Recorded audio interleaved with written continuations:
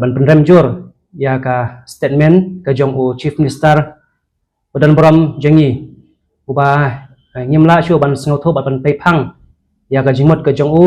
ka hado ban pelong yu ban khang persya ya ki pai ba nong song snong chong ka lapangap ban leilum leilang yau khau kuba ujong ki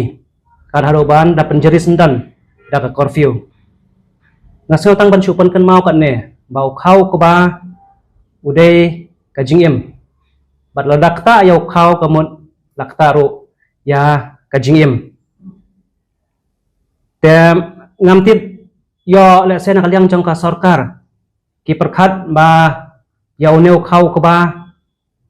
kadang long ban i kumtu pandau la kham he kumba ki jubu sut shwa ya ka pisa hakibang syaban sam syaki paiba ban kata kadau penjeri shwa dan curfew si benar benai sale lum yau kuba kana mla ban long kumta aku aru ban pen kan mau yang iba isngau shngai isngau yo mensim nama kene ka sarkar na ka pos ka por kaju yaitu kaju ong bagi de ka sarkar ka baklain panangahi simen ngapedang ya kata kedai ka sarkar ka baklain nama hado san puai ngote kisen syar hapo sekretariat hendrai pade kecing keli kalong balada kata kecing klain ke jong pi tang hai jiri siap sim jong ki jai benriu jong ki pergi jai benriu ya kenyuk kanne tengah sio ban ong ba kanne ka sarkar ka bakhleu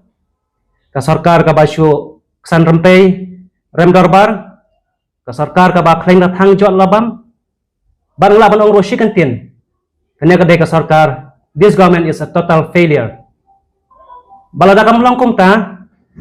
ngasngau ba this is the right time for the government to show its strength peni yala ka jong ka bor ka jong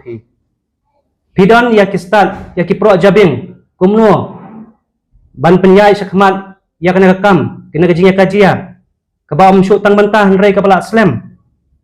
ban midon ru ya ke polis batalion ki jongi ba phila ban ngila ban pendon kam